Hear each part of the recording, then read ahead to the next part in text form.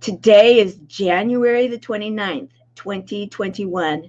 This is the Service Hero Show, 365 Days of Awesome. Celebrate success through service. My name is Tamara Hunter, and I am your host. This is the show where we share inspiring stories of those that are inspiring others. So let's do this.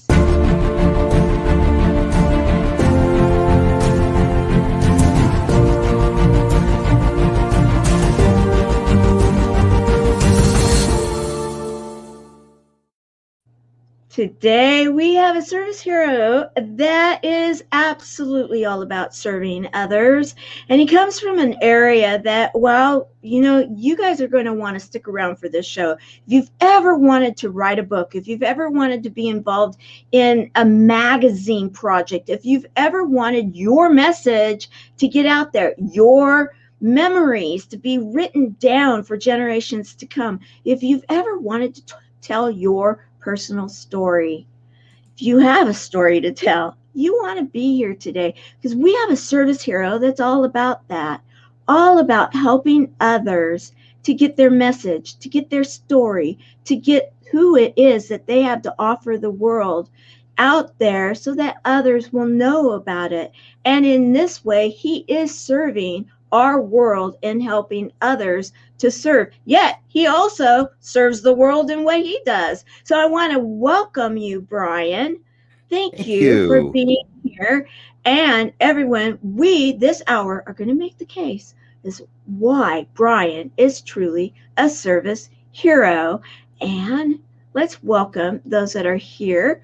We have Carol, who has been helping us, and she is letting us know that we are live on the E360 TV platform. And big announcement, guys, big announcement.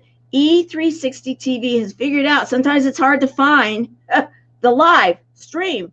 So if you want to know for sure that you are not missing, that you're going to be there for your favorite shows, you can now go to www.e360tv.com. And right there on the top line is the live show for each one of the channels. And yes, shameless plug, the Tamara L. Hunter Service Hero Show is on the Positive Vibrations channel. So you can go there every Monday, Wednesday, Friday and see us. Plus check out all the other shows. They're great. They're absolutely great. And we have MJ's Raven, the only woman Michael Jackson impersonator that has now performed throughout the world thanks to E360 TV. So glad you're here with us, Raven. And so, Brian. Yes. You are what we would traditionally call a publisher, a writer, an editor, a storyteller. Yet in today's world, that is so much more because we have things called podcasts. We have things called e-magazines or traditional magazines. We have self-published books versus the old-fashioned publishing houses. There's so much available out there, and you are in this world and you kind of have it figured out. So excited that you're here, and we're going to really have some fun. That's fantastic. I look forward to it. This will be great. In fact, before we get going too far, I want to share a bit of a message for you. Oh. Hi everyone, my name is Shawn Jones and I'm the CEO of the iNetrepreneur Network, the largest independently owned, non-franchised entrepreneurial network for entrepreneurs, business owners, and influencers across the world. But I'm not here to talk about our company and what we do to make a difference. What I want to do is feature Brian K. Wright Success Profiles. Brian and our organization have been working together for a number of years. We have personally witnessed the lengths that Brian will go to support small businesses, to help them have a voice, to be seen. I've been at many events with Brian. Brian is someone who has a giving heart and gives without expectations in return. If you are looking to write a book or be in a magazine or even on a radio show, Brian K. Wright is your person to go to. For more information, or if you want to hear more about why we personally believe in Brian and his movement, contact me, Shawn Jones, iNetrepreneur Network.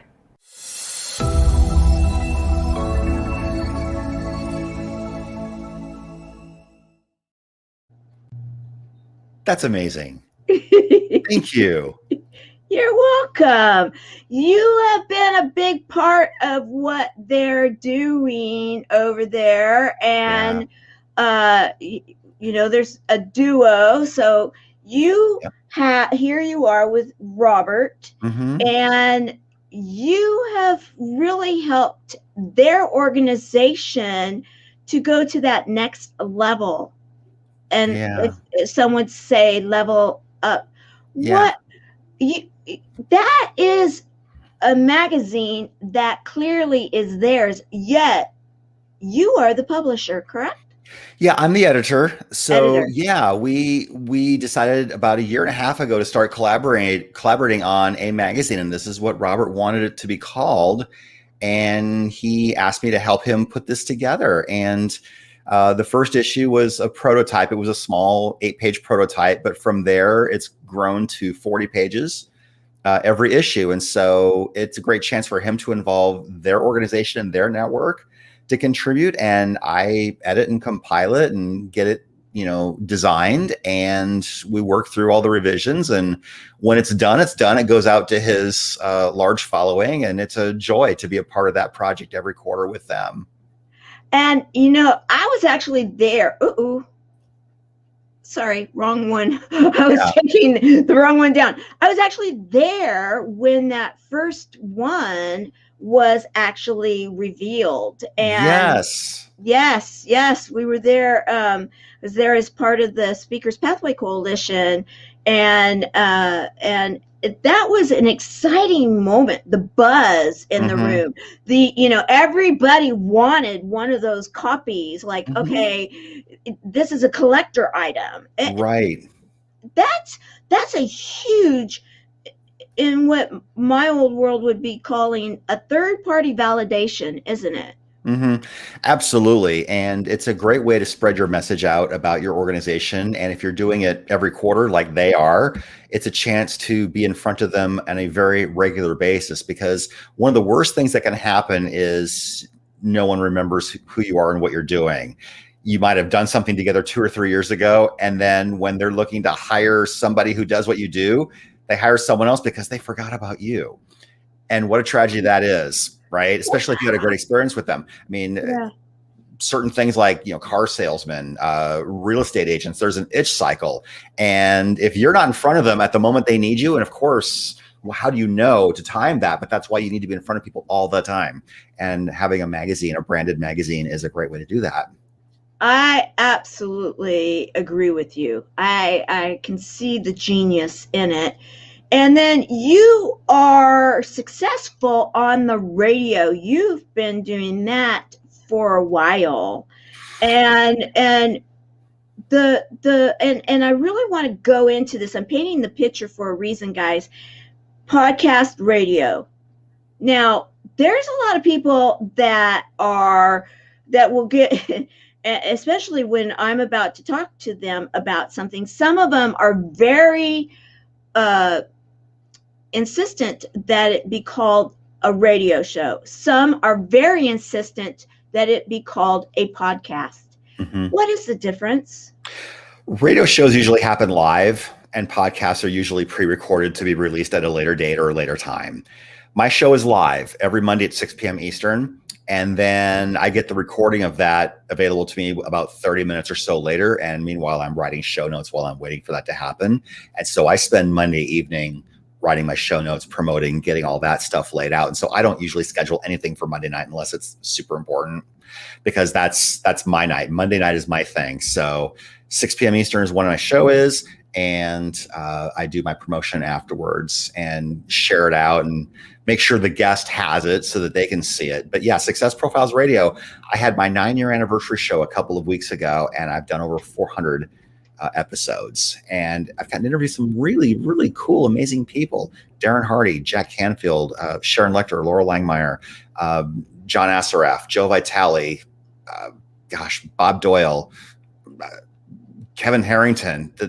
I just to come up with their names at the top of my head is a little mind-boggling. But I've gotten to interview some really, really amazing people. And without this show, I probably would have had a chance to speak with very many, if any of them at all. Oh, I don't know about that. However, okay, Kevin Harrington. Yeah. Not everybody maybe knows that name. However, okay, guys, watch this. Hi, this is Kevin Harrington, original shark from Shark Tank. And I just want to say I just had an amazing podcast interview with Brian Wright from Success Profiles. And it was full of energy, life, the great questions that brought me to sometimes almost to my knees, I think, because I've heard a lot of good questions, but I almost got stumped on one along the way, which I give accolades to Brian for that. So just want to say it was a pleasure working with Brian and his team, and very professional and on target, on time, and just wanted to say it's a great bunch, and recommend them highly. Wow, recommend them highly. Not only was he the shark from one of the sharks. Guys, you know that show, Shark Tank. My right? favorite show. I love it too. Okay, so Shark Tank and Kevin Harrington. I mean, we all know him when you put that together then. I mean, look at the face. You guys can probably even think of some of the stuff that he, okay, yeah, I'll work with you. So then Kevin Harrington is on your podcast, and then he is, what edition of your magazine is this one? That was the very first one. The very first one. Wow. It was pretty interesting how that came together, because I bought the domain name for Success Profiles Magazine a couple of years before I actually did anything with it. And I was renewing it for the 3rd year. And I realized, oh, Brian, you're paying for something you're not using. How many times have we done that? Right. So I said, I must. It wasn't I should anymore. It was I must. So then I asked myself, who could be on the cover?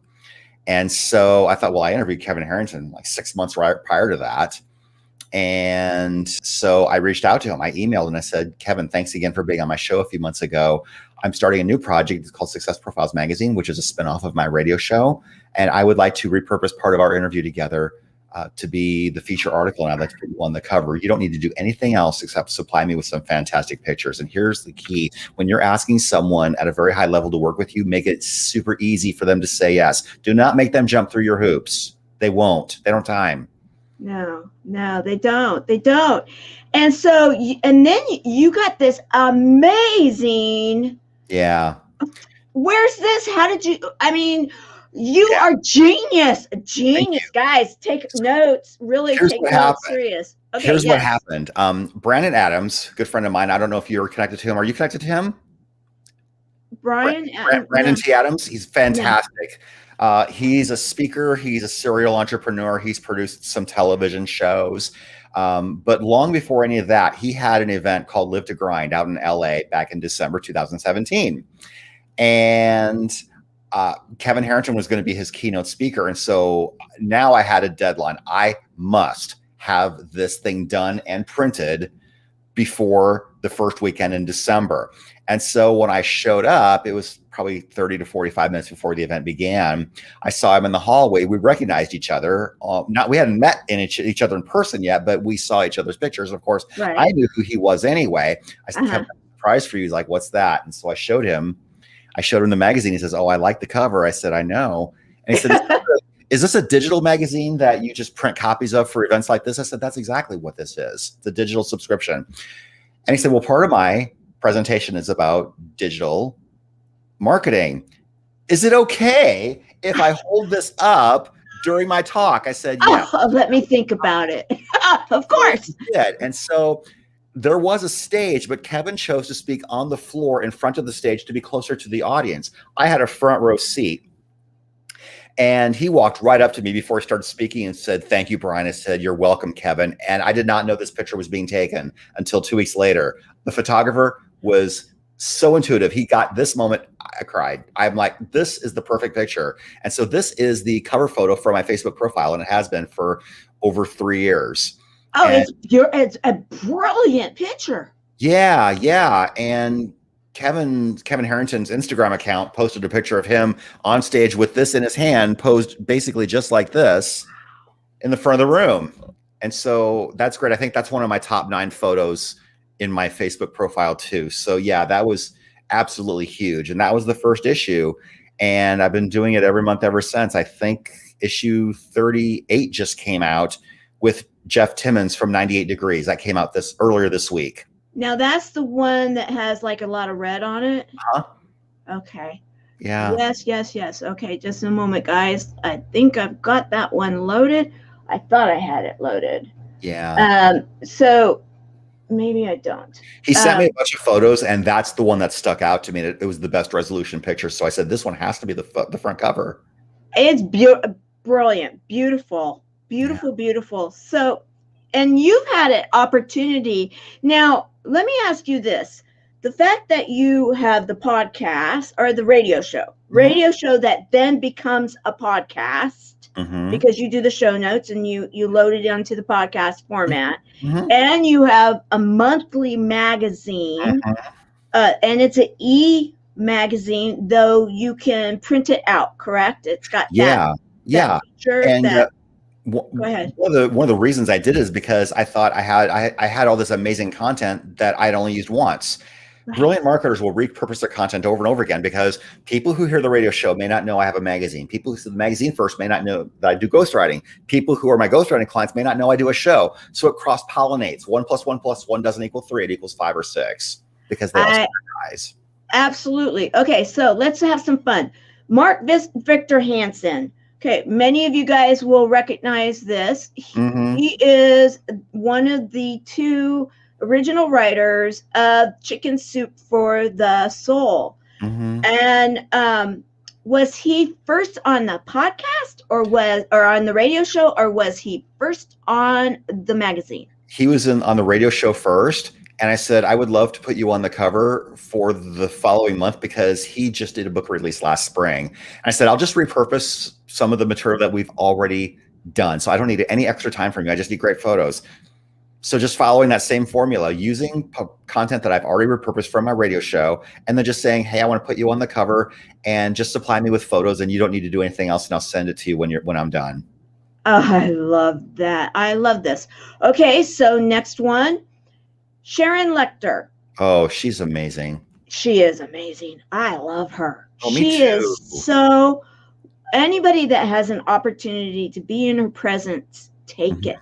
Take it. She is probably one of the most generous of spirit people big names. Now, she is one of the original two authors, right? In Think and Grow Rich, right? No, not Think and Grow Rich. No, Rich Man, Poor Man, Dad. Yeah. Rich Dad, Poor Dad. That's right. Yes. Yeah. And so why don't you tell us, was she on the radio show first? Yep. And then the magazine. Yep. Okay. She had been on the radio show a year or 2 prior because she was promoting her book, Think and Grow Rich for Women. Okay, that's it. Think and Grow Rich for Women. Okay, right. And I wanted to, and there I am interviewing her at the red carpet for Greg Reed's Think and Grow Rich Stickability book launch and film. So that's one thing that happened because I got to do this radio show is Greg Reed invited me to do red carpet interviews at 2 of his movie premieres. And so that's been fun. When you do things like radio shows and you become visible, people start seeing you in your element and they say, I want to invite you to do this. And if you can, you should say yes, especially early on. So that was really, really fun as well. And that particular issue, the whole theme of that entire magazine issue was Think and Grow Rich. And so everyone who contributed to that issue, I said, I want you to talk about how Think and Grow Rich has impacted your life and your career. I love it. Yeah. Okay, you mentioned Gray Reed and you mentioned the red carpet. Yeah.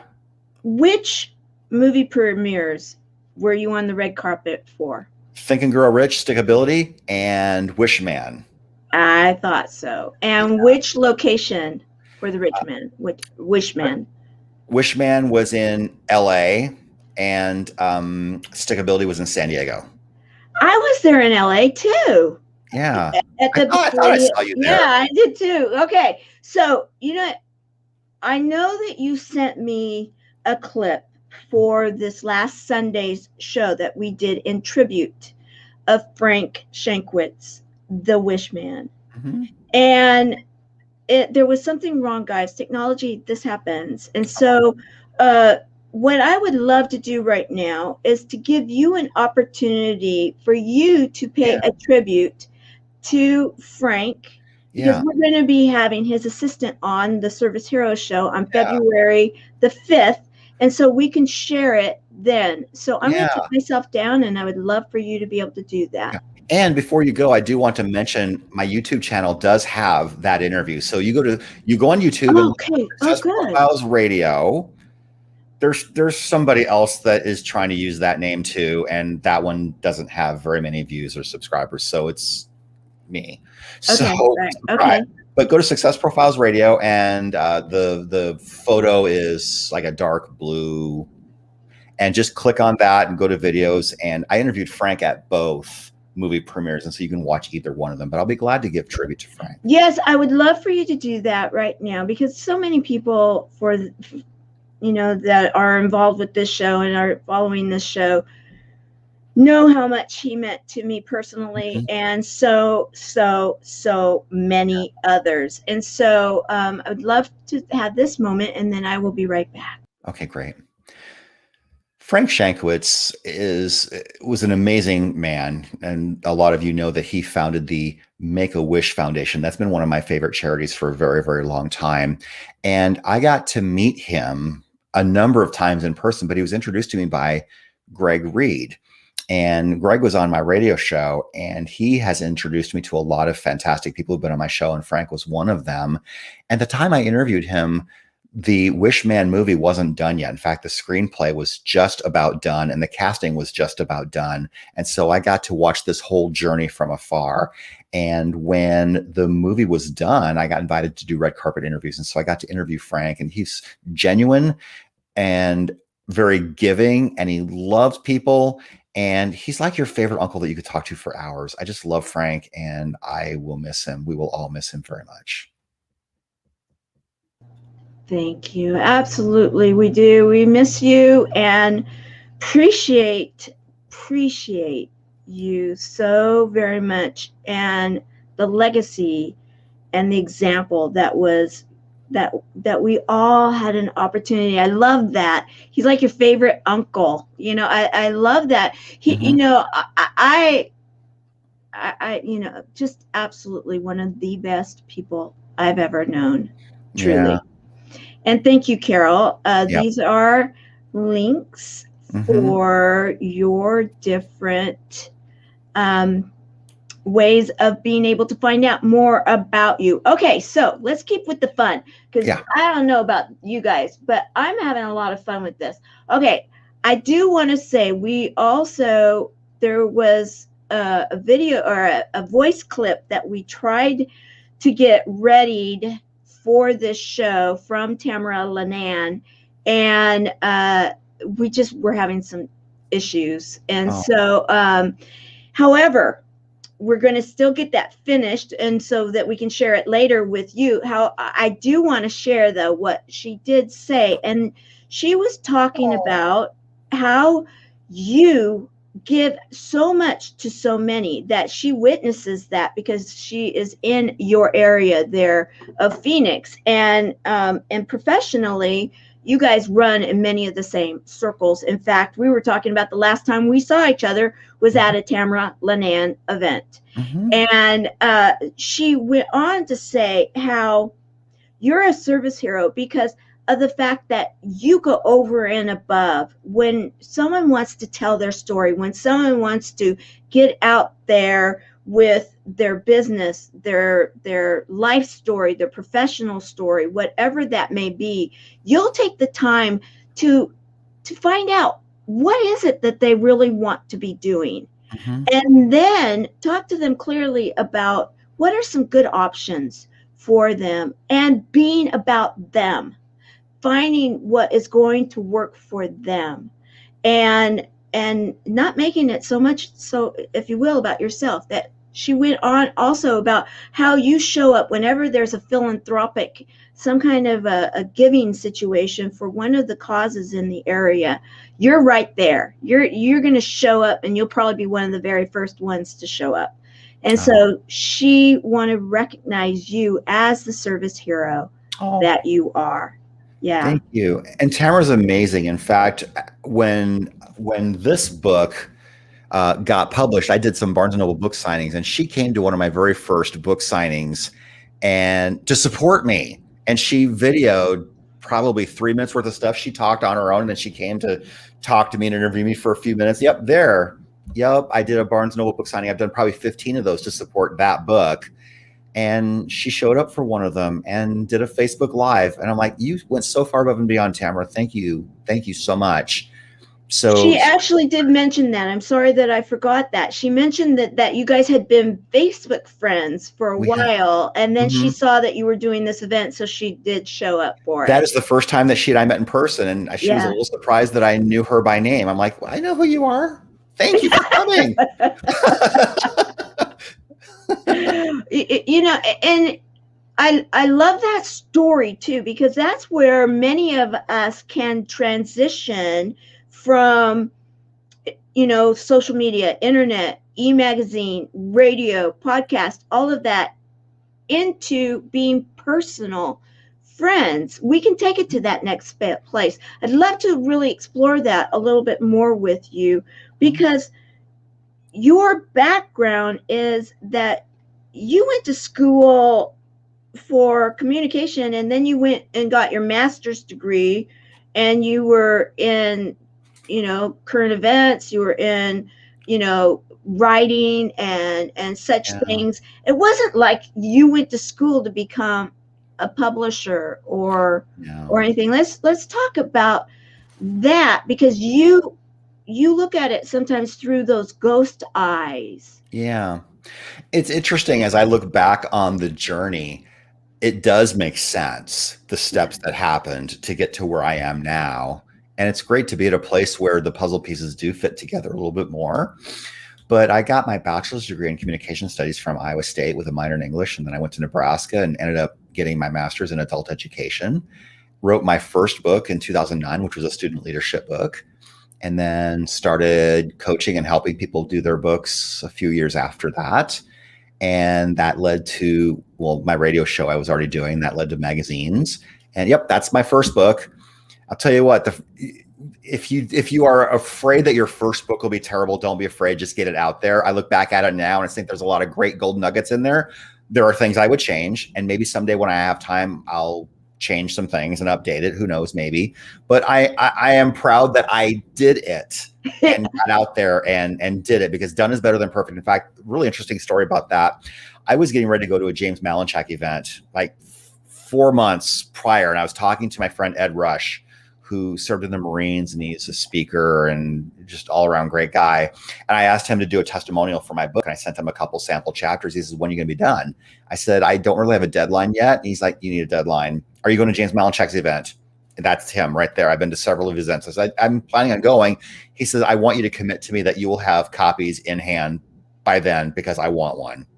Wow. Now I had to do it, because you can't disappoint a Marine. You can't. Like it's against the world if you disappoint a military person, right? So I'm like, okay, now I have to. And so I self-edited that book probably 4 times that week. And sometimes when you look at your own work, you just miss things, even though it's right in front of you. Are there mistakes in that book?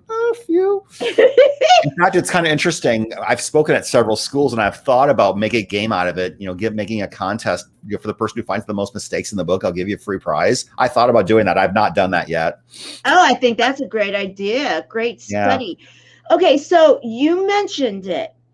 And I did say I wanted to go into this because I know there's a lot of people that follow the show that are interested and are in the process of writing books. And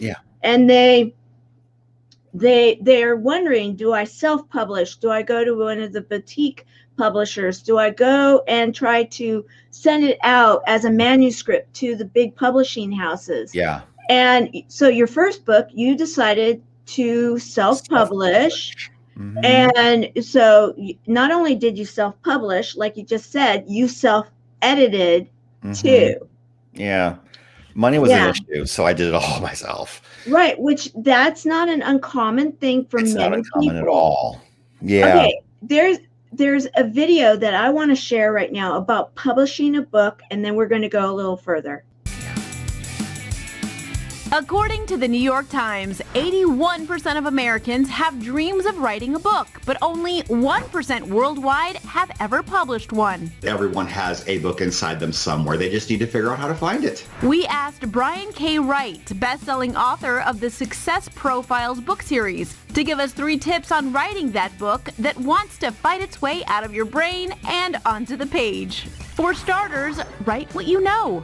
If you are stuck on what you should write about, one thing you can ask people that you know, if I wrote a book, what would you expect that book to be about? Some of the most popular categories are how-to books, cookbooks, and self-help. Perhaps it's a business skill. Maybe it's sales, relationships. That could be the basis for a book. Next, plan it out. When I wrote my very first book on student leadership, I wrote at the top of my notepad, what makes an excellent leader? And my goal was to come up with at least 21 different answers to that question. Each of those answers ended up being a chapter. One way that you can determine the chapters for your book is to think about the kinds of questions people ask you about your area of expertise all the time. If you're a real estate agent, first-time home buyers and sellers have a lot of questions. Those questions and answers could also be the basis for chapters. And at number 3, invest in an editor. The industry standard is usually about 3 cents a word. So a 100-page book would be about 50,000 words, which would be $1,500 to edit and proofread. It will only make your book stronger in the end. Finally, pick your publisher. Number 1 is getting self-published. Number 2 is getting a bigger publisher. If you self-publish, all you have to do is put it on a site like Amazon, but marketing the book will be more work. If you are working with a publisher, they have distribution channels. They have relationships with buyers. Getting a publisher for your book will also require submitting a proposal and/or the entire manuscript. Either way, if you have a book inside you, several months are going to pass whether you write or not. So just do it. Let's go. Turning the page and turning your idea into a book.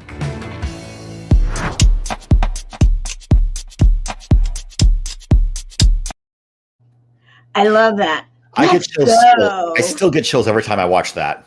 Let's go. I love it too. I mean, the energy in that, and so many good nuggets, to really dive into. And that's where I want to go now, in that the book piece of it. We've established already the radio show that then becomes the podcast and the radio show that then you can use that material, you can repurpose it into other platforms or other medium, which like the e-magazine, make it easy for those that have been on your radio show that became the podcast, for them to have a featured article in a magazine, make it easy for them to say yes. Absolutely. And something else I would like to add is, if you think the idea of writing a book is too daunting for you, think about content you've already created. If you've done a bunch of Facebook Lives around a very general topic, that might be the basis for a book. I had a client once who created a course on how to use LinkedIn more effectively, and we turned his course into a book. Now, most people do it the other way around, but he wanted to invite people from the outside of his world into his world via the book first, and then some of those people have become coaching clients of his. Oh, smart. Jeffrey Gitomer, when I interviewed him on my show, told me that he never really ever set out to write a book. He started a blog about all the stupid things that salespeople do. And when he had 100 blog entries, he realized, oh, I guess I have a book now. And so that became his first book.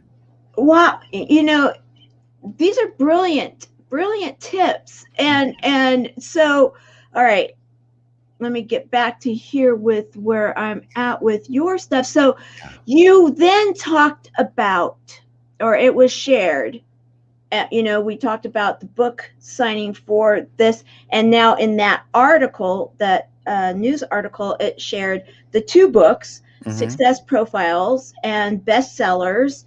Yep. And you That's have the second one. Yep. Wow. And you have big names here.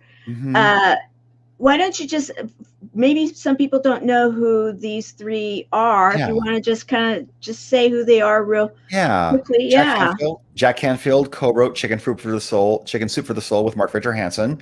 Tom Ziglar is the son of the legendary Zig Ziglar, and now runs the Ziglar Corporation. Loral Langemeier helps people become millionaires, and her coaching is all about helping you make a lot of money and keeping it.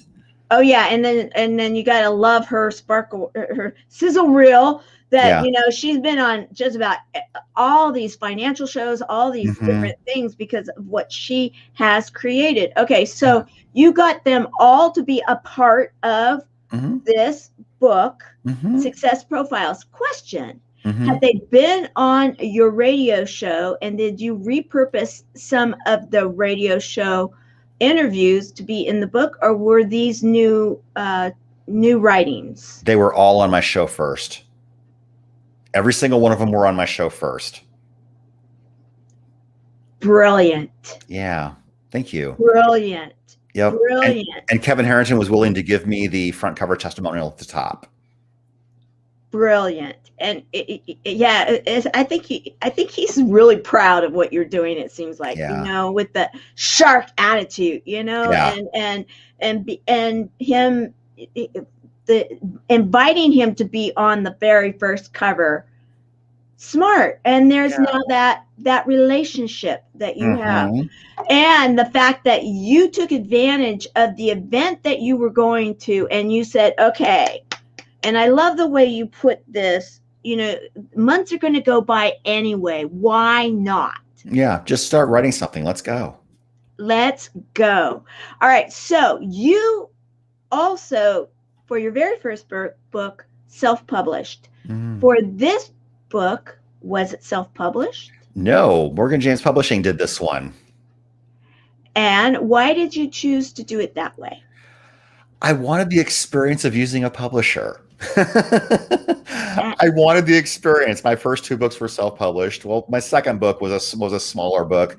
A small publisher did that, and I was his first book that they published. And so basically I was the guinea pig. He didn't really charge me really to do it. And I'm very grateful for that. And it was great, but I wanted to go with a bigger publisher and experience that, because if I was going to be ghostwriting and advising people about should I self-publish or should I have a publisher, I figured I should have the experience of having done it to inform them from a place of having experience. Smart. You're welcome. Okay, ghostwriter. Yeah. Many people know what that means. Not everyone. Yeah. I mean, some may think ghostwriter, is that a movie? It should be. It basically means that someone helps you write their book and they are anonymous. It is in your voice as much as possible. And that person's name does not appear anywhere in the book unless you want it to. Some of my clients give me credit in the acknowledgments and some don't. And I'm not ever jonesing for it. But I do tell them they should acknowledge somebody. And it's usually people who have been instrumental to your journey, or people who have helped you put your book together, or people who have helped you get to where you are. And I never suggest specific people, but some people do like to include me in that, and that's fine. So I don't insist on front cover credits. So, I mean, you pay me to do it and I do it for you, and you have all the rights to your own book. What's the process? Basically, I'll tell you what, I work with entrepreneurs. And so usually they have a pretty good idea of what their message is going to be. Mm-hmm. And I really like working with someone who already kind of knows what they want to say or what they want the focus of their book is going to be. The process is to figure out exactly what that will be more specifically, figure out what some of the chapters might be about, figure out what their stories are going to be, figuring out how those stories fit into the chapters. And then we do a series of recorded interviews. And that's the basis for what I have to work with. And after I have the draft done, then I share it with them and we figure out what we want to change. And then how long from the very beginning to when a book is ready? I like to tell people expect 6 months-ish for a first draft at the least. Because people are busy, I don't know how long it'll take them to review. But I want to allow myself that much time because I'm not writing your high school term paper. I'm writing a book. So right. That balanced against everything else that's on my plate, I want to allow a reasonable length of time. So are you the ghostwriter and the editor then? I do that. And sometimes people do choose to hire an editor outside of me when they're done. And that's totally fine. I welcome that. Okay. And then they have their book that is complete. And this total, like if someone's saying, ooh, that sounds good, there's a lot of different ranges of cost when it comes to having a ghostwriter, isn't there? Mm-hmm. Yeah. When I was a beginner, I was charging a lot less than I do now. But celebrity ghostwriters, you might expect to pay 6 figures. I mean, I'm not anywhere near that range. And if someone does want to talk to me about what that entails, I'll be glad to have an individual conversation with them because not everyone wants the same level of help. Right, exactly. That makes absolute sense. So if someone wants to get a hold of you, they can get a hold of you here, right? At your website. Yeah. I have a contact form. So go to briankWright.com if we can fix that. Oh, yeah. Okay, we'll get that fixed. Okay, briankWright.com. Yep. Mm-hmm. And one of the tabs is contact. And there you can just fill in your name and email address and send me a message. Okay. And all right. Yep. And they can find you on social media and such too, right? Yeah. Right. Okay. And if nothing else, you guys can put something here and we'll see it and send it over to him. So now we've got it set up where you have, I love this, the repurposing, the radio show, radio show becomes podcast then can be radio show podcast can then be repurposed into the e-magazine. And then the radio podcast e-magazine can be then repurposed into some kind of a compilation book. And all of this is when you're serving and getting a message out of individuals that originally came to you to your radio show. You do one other thing that I think is brilliant. And right now, here, guys, watch this and we're going to talk about it. This is Dennis Whaley. You know, I'd like to really give a testimonial because I believe so much in what Brian K. Wright is doing on Success Profiles Radio. I believe that you always become what you think about most of the time. I do believe that thoughts become things. I believe that you always move toward your currently dominant thought. And when I listen to his show, and when he interviews someone like me, I see in him the ideal coach. He's the John Wooden, the Don Shula. He's the kind of coach that brings out the best in you. And then he asks you a question, then he listens and gives you another opportunity to tell you more about it. It's one of the greatest gifts you have as a presenter and for a radio show where you're giving people information from all of your guests and you're bringing out the best of each guest. And I really honor you and edify you for that because this is one of the few shows where I've had an opportunity to express myself where the questions have been relevant, really on point. And when also your contribution, Brian, if I may say this directly to you, is that you really give the listener much more than they would expect and they should expect. So I want everyone to keep tuning in, as I will, to Success Profiles Radio with Brian K. Wright.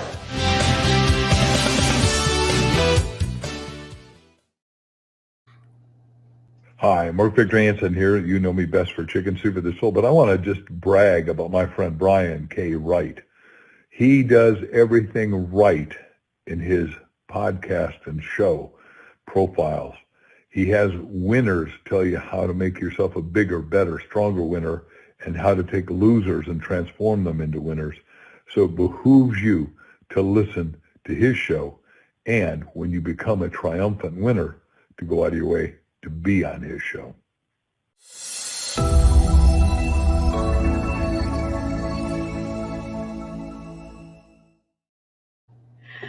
I love those. And you, again, guys, I hope you're taking notes because we're learning a lot from our teacher here today, who is our service hero. And I said at the very beginning, you guys are going to understand how he is a service hero and how he serves others. And he's doing it right now. We're seeing how you have taken all of this and been so extremely successful. And it's something that others can do too. A lot of work involved, sure, because you've got to be willing to put your shoulder to the wheel, do the work, do the, get in there, do the heavy lifting. Yeah. However, if you're already doing it in one of the platforms, why not be smart about it? Yeah. And then, make it all work together. And these wonderful, beautiful verbal testimonials of good job, well done, great questions, put me to my knees. Yeah. You should look them up to be a coach. Get the winning, how to be a winner. If you're not a winner yet, you will be. And then when you are, chase them down and get on the show. Yeah. Those are pretty incredible. How does that feel? First of all, I know you know these, but how does it feel? It's amazing. I mean, every time I hear these people who I've looked up to for decades say that stuff about me, it's amazing. And just a little secret, whenever I feel down, sometimes what I do is I go back and I listen to all of my testimonials, because if these people think I'm amazing, then it must be true. I love that. In fact, you know what? That's probably one of the best tips today, actually, to be honest, because especially right now, that's why I date the shows right now with the fact that, we've got different orders all over the world having to do with the pandemic, and some are still in complete stay home, some are in some kind of a variation of it, and it's been playing with a lot of people's psyche. Mm-hmm. And not, there's so many that are really struggling from this. And so if you have something that you can listen to, even, family videos or something, I love that idea is go there. And if you have the testimonials, go listen to them. That's a great tip for today. Yeah. Something that you had mentioned before we went live, and then I want to go into what was mentioned by these two. And that was, when you feel that a show is going particularly well, a radio show, you have breaks. What is it that you do during those breaks? Well, since my show is live, there are commercial breaks at every quarter hour. And I'll usually, ask, first, during the first break, I'll say, hey, it's really great to see you. Thank you for coming on the show. What do you have planned for later in the day? I'll just make some small talk. And sometimes what I will also do is guide where I want the show to go next. Mm-hmm. And sometimes if I prepared a topic, but I'm not sure the guest wants to talk about it, I'll assess that. Because sometimes I'll say, I want to talk about such and such, and they'll say, oh, I'm not doing that anymore. Let's not, that's a past thing. I'm not doing that anymore. Great. I'm glad I over prepared. I don't have to talk about that then. Oh yeah, absolutely. And for any interviewer out there, that's a very, very good thing. Make sure that you're getting up-to-date information from your person. Yeah. And then I love that. And so then during another break, if it's going well, continuing, and they say something great about the show, then what do you do? If they indicate to me that they're having a really good time, I'll say, would you be willing to give me a testimonial reflecting that? When we're done, sure. What do you want me to say? Well, we'll talk about that. And so just, what was your experience like on the show? What was your experience working with me? Your general impressions. And I don't tell them ever what to say. I just give them guidelines, just that very broad guideline. Everything that you've heard, those have come from their hearts. I did not. Oh, you can tell. That. Yeah. Oh, you can tell that they're genuine. Oh, yeah. I love it. In fact, now the one element that we hadn't covered yet in all of what you do is you also coach. Mm-hmm. Yeah. And it's not basketball, is it? What kind of coach are you? No, I coach people on how to write their books. So I'm a book writing coach, and I've got a handful of clients right now that I'm working with, and we flesh out what their ideas are, what order things go in. Some clients want me to help them edit, and I'll do that. Some clients that I've worked with basically want ideas about what to do with the book when it's done.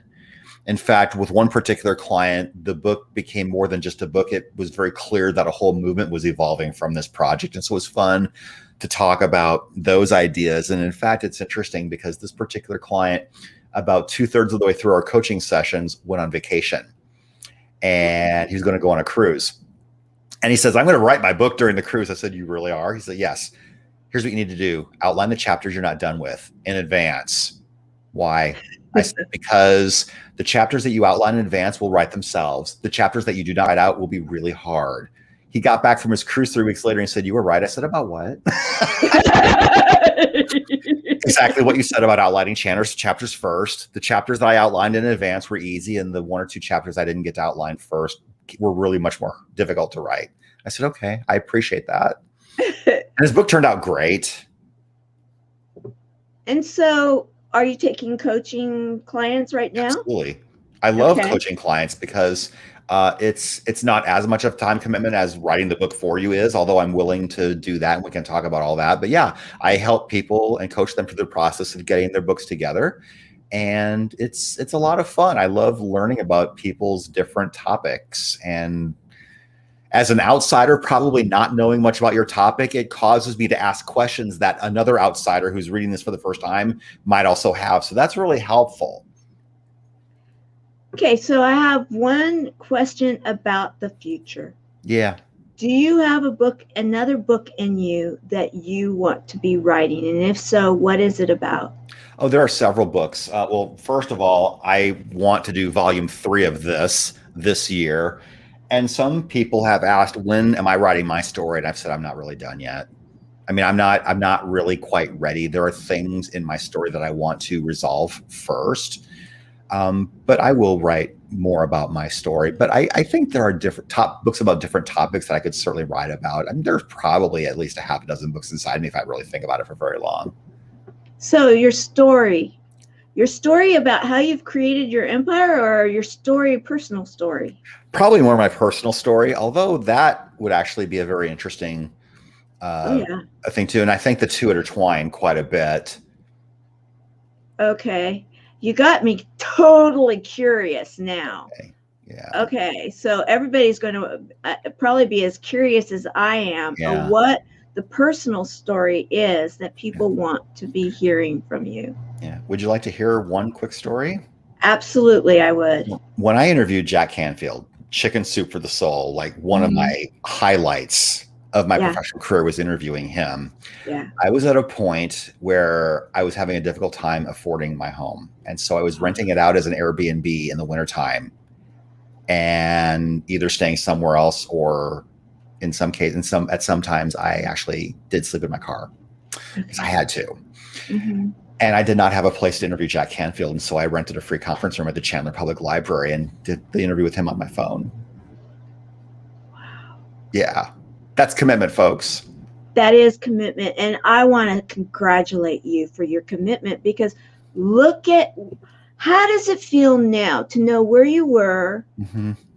And like you said, your story's not completely written, but where you are now, how does that feel? Looking back, I know I've come a really long ways, but I know there's so much further to go. I'm so looking forward to what the future has, and I've got big goals and big plans for things that I want to achieve with everything I'm doing. But yeah, I've come a long ways, but there's more to come. So Okay, that's how I so look at it. I don't sit there and go, "Oh, I've arrived." No, I will never, ever, ever think that. The minute that you think you've arrived is the moment that things start to go south. So keep striving for what's ahead, because there are always people in the race ahead of you that have done things that you want to do. So look for them as mentors, as examples, and ask them how they did it. I love it. So do you have, I'm thinking at some point, and I don't know what it is for books. I don't remember the name of it right now, like the Emmy or Oscar or the Tony. Oh. There's the ones for books. Yeah, I don't really know what those are. I don't really try to win awards per se, although it's nice to be recognized for my work. Sure. Although I did have sort of an out of the box goal for myself. One time, I mean, sometime when I write a book that's not one of these compilation books, is a dream of mine to win a spoken word Grammy. Okay, there we go. A spoken word Grammy. The intention is out there. Yeah. That's it now. Okay, a spoken word Grammy. Mm-hmm. All right, there you go. And that's for books. Yeah. Yes, there you go. I love it. That's okay. There you go. Brian K. Wright, his name being called out. Yes. Winner. And the winner is. And the winner is. Yeah. Yes. And we will all be applauding and, throwing a huge party. Yeah. Yes. Okay. Brian K. Wright, you are truly a service hero. You give of your heart. You give generously of what it is and how it is that you're doing what you're doing, because it's in your nature. It is who you are, and you show up to serve others. And now we are finding out you're serving others when you have really needed others to be serving you. And this is a really great take-home message, everyone, in that don't ever assume. Don't ever assume. Someone may be doing this, they may be doing that, but you don't know until you know, until you ask, how can you serve someone else? And you just might be surprised that they may need that very moment in time, something that could make a big difference in their life, right? Mm-hmm. And wasn't it Plato who said, be kind to everyone because you don't know what battle they're fighting? Exactly. It's so true. You don't know. You don't know unless you ask, and be kind to everyone. Absolutely. Absolutely. Be that service hero that everybody has inside. Brian K. Wright, thank you for being here today. Thank you for being the service hero you are. And thank you for being an example to so many on that you can do it too. Thank you, Tamara. This was really fun. I had a really great time. And thank you for all you do in the world as well. I appreciate you. Thank you. Thank you. Everybody, make it an amazing weekend. And on Monday, we've got another service hero story that is going to inspire you. Bye, everyone.